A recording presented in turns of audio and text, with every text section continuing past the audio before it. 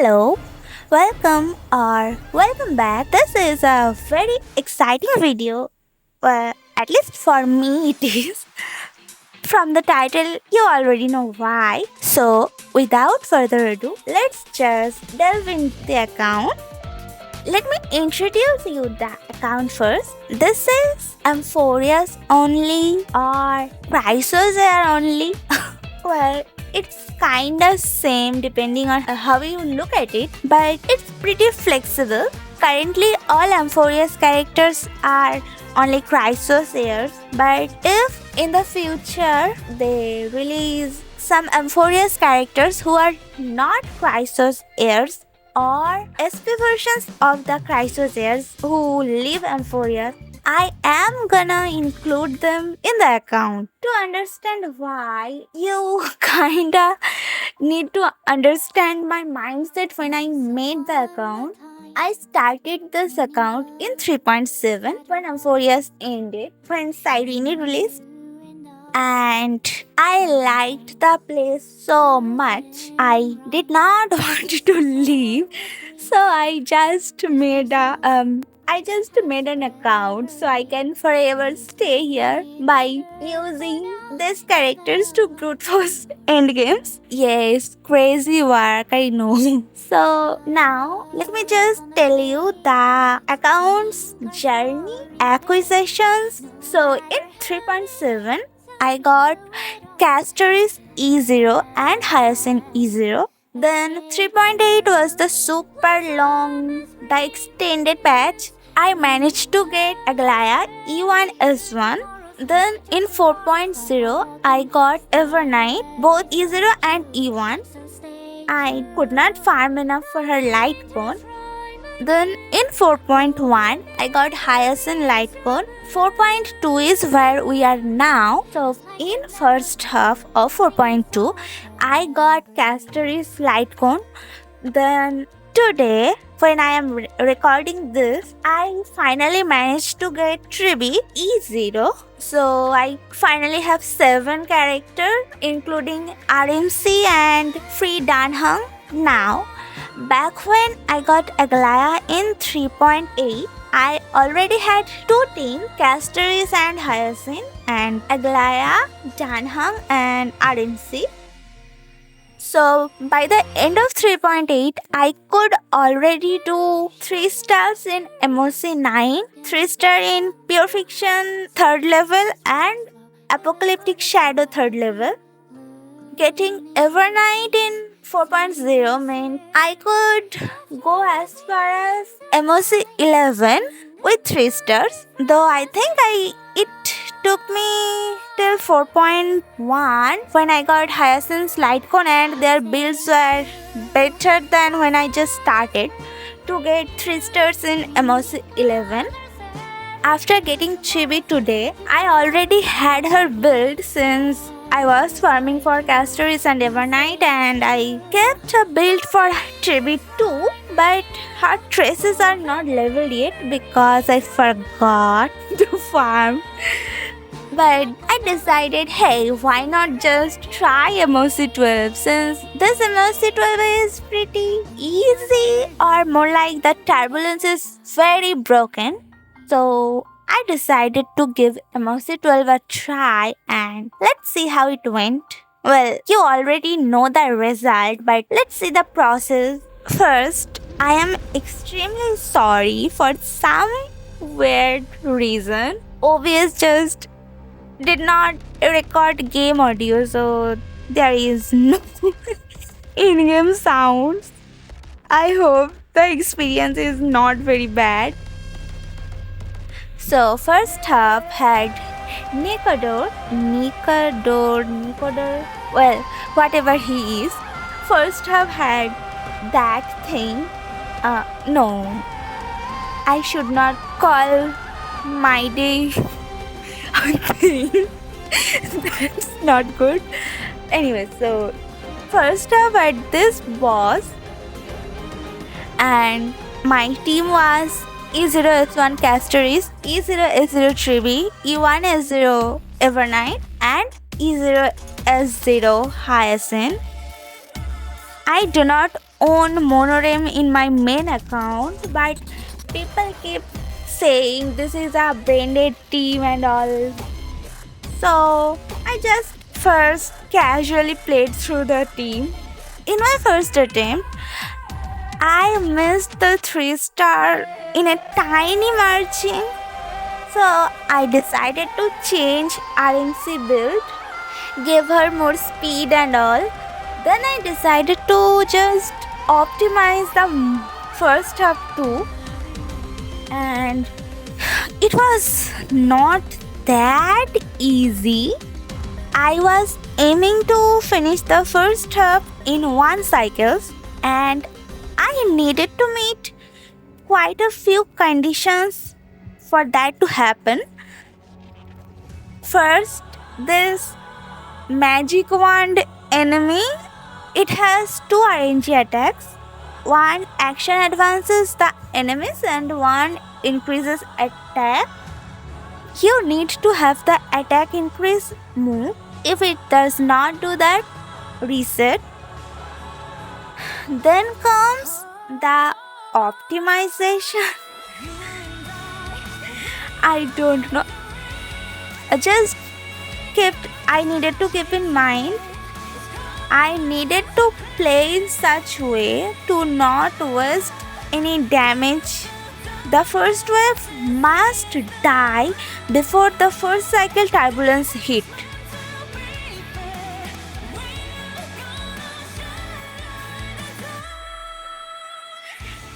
If the turbulence is here and kills the enemies, it's still reset, because in the end it will take one more cycle to kill Nicoder, and I was aiming for 1 cycle, so I needed to make sure the enemies are dead before the last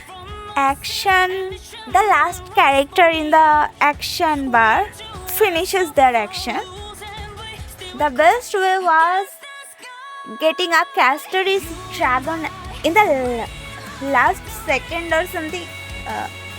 As you can see from the visual,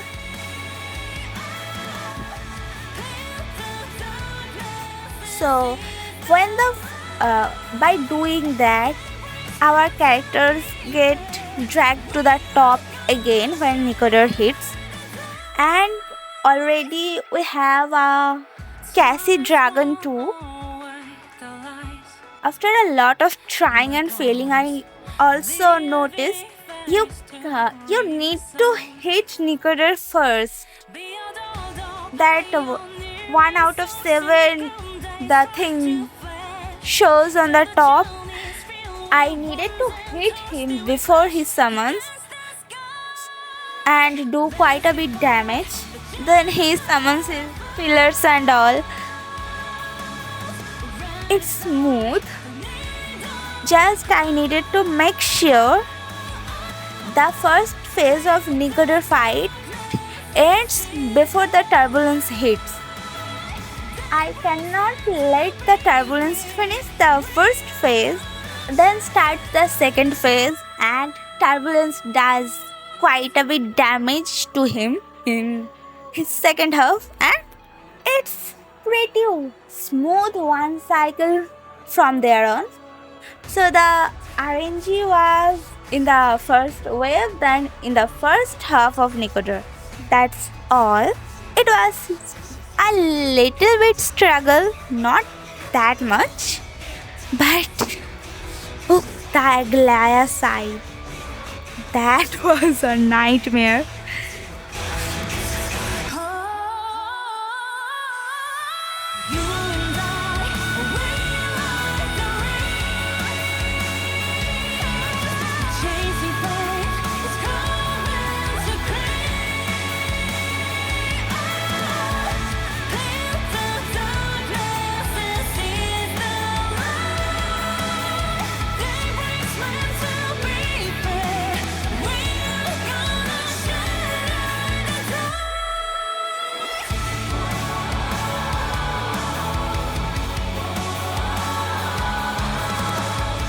Though it's not fair to blame Aglaea.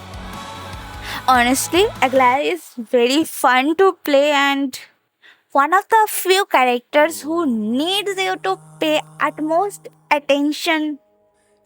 But it is infuriating how many times she does not get her burst by a tiny bit of margin. Ugh. So it was a struggle when I tried first time. Then I decided to change RNC build, gave her more speed, which resulted in more Aglaea turn to minimize the missing burst before the garment maker disappears. I'm sorry, my brain is not quite working. I am very sleepy, but I was excited to record this. Anyways, so pardon me if I am rambling or struggling to speak. So, to play the Aglaea team, your eye always has to be on action bar.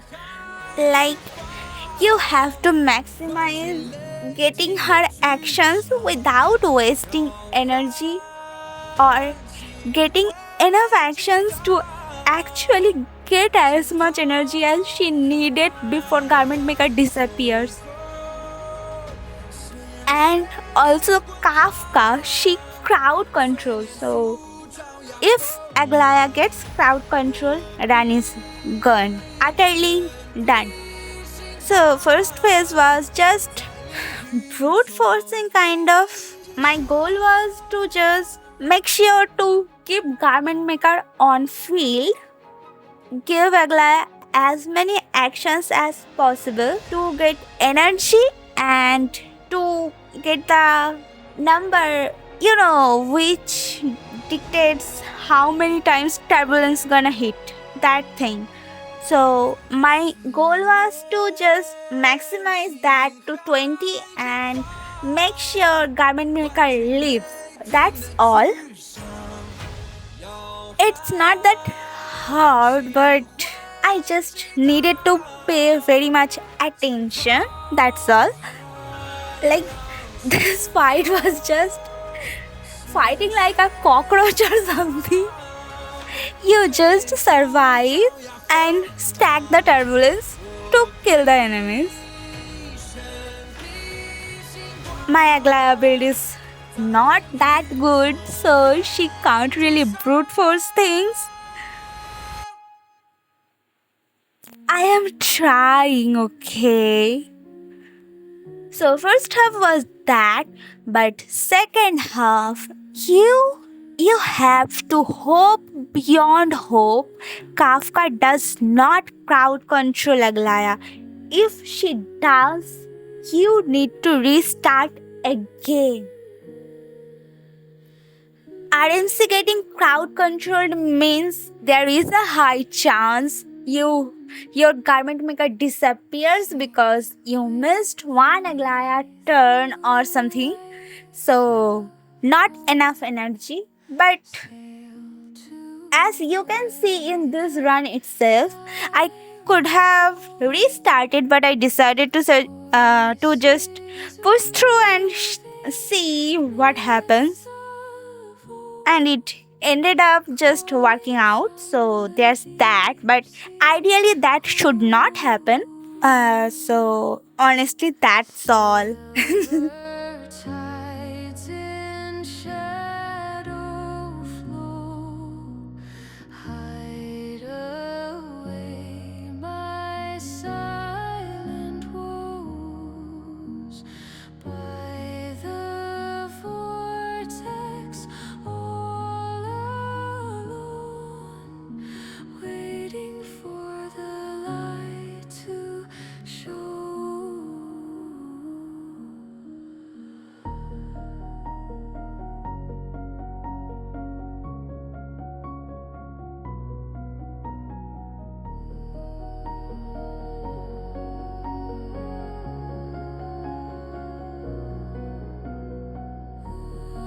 I was not actually expecting to just get the 36 star. I know it's an easy MoC, but come on. Kafka has lightning rays and it's a 3% team. I am ecstatic, alright.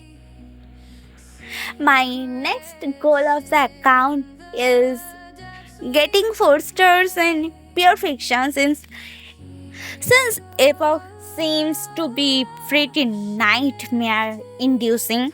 So I am not holding my breath for that, but I am gonna get Cyrene next patch, surely. I hope I win the 50-50. Anyways, if I get Cyrene, my Aglaea team will also have four members. I hope that will be enough for pure fiction. I will love to get Finon, but I don't think I am gonna get. I don't have enough jades to farm anymore, I think. So I am not doing 3-team content anytime soon, but slow and steady, okay? Slow steps. So one goal of the account is met. Next goal is pure fiction. And that's all for this video. TLDR, Tribbie was the MVP. I hope you enjoyed the video. I will stop rambling already. I did not really plan for this video, so I keep yapping and yapping. So that's it for today. Until next time, bye bye.